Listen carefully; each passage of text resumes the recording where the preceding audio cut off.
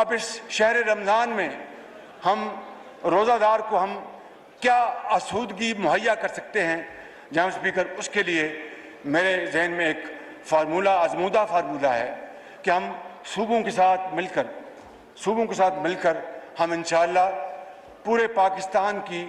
अब जितने भी दिन रह गए हैं रमज़ान शरीफ के, पूरे पाकिस्तान की बाज़ारों और महल्लों में जो दुकानें हैं वहाँ पर रमज़ान पैकेज के हवाले से सस्ता आटा लेके आएंगे, ताकि वो जो सस्ता आटा होगा, ताकि वो सस्ता आटा जो होगा,